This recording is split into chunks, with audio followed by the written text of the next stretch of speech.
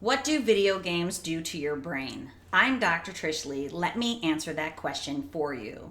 Okay, so in this video, I'm going to cover two main topics. Number one, what video games do to your brain, especially if you keep going back to them in excess. And then number two, what you're going for instead in terms of having a balanced brain and a balanced life. Okay, so number one, what do video games do to your brain? If someone plays too much video games, what happens is their brain is getting a release of neurochemicals that make them feel, seemingly, pleasure because it is fun for their brain to engage in the game and it's getting a lot of stimulation, and at the same time it can make an anxious brain feel calm. So at the core of video gaming is the desire to stimulate and calm your brain simultaneously.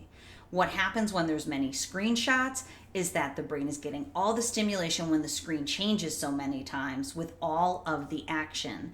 That will create a neurochemical release of dopamine and serotonin and opioid types of neurotransmitters that are released in the brain. That helps the brain feel calm because it is getting away from the pain of real life. So we know when people keep going back for more and more gaming, it's because it's giving their brain exactly what it needs. But the caveat is it is not what is healthy for the brain because the brain is getting too much, too often of the neurotransmitters for pleasure and for wanting. It actually is the neurotransmitters for seeking and going back for more pleasure. That's what keeps drawing the brain back for more and more gaming. So, number two, what are we going for instead? We have to balance and we have to reverse the screen time effects so that the brain can come down from this wired and tired pattern so that it can feel good in the world again with normal levels, optimal levels of neurotransmitter release.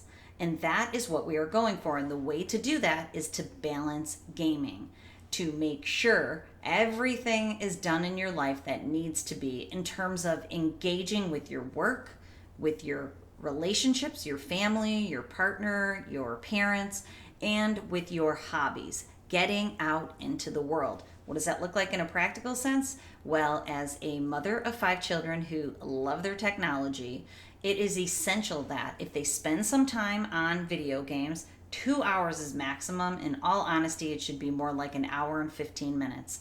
But after 2 hours of gaming, they need to get outside, move their bodies because exercise offsets the effects of gaming.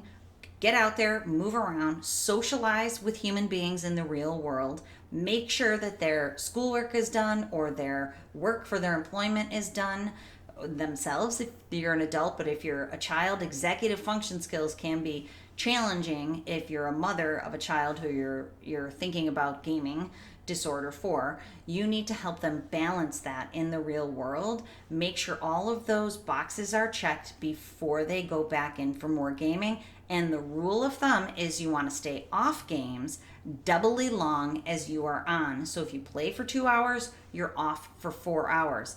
That helps the brain bring the energy down so that when it goes back in for another session of gaming, you're no longer at these high levels of wired and tired. It has come down over that double amount of time. Okay, I hope that helps you out. And if you're looking for help in your journey from backing out screen time effects, or especially if there is addiction or compulsive gaming, visit my website at drtrishleigh.com because I have programs that can help.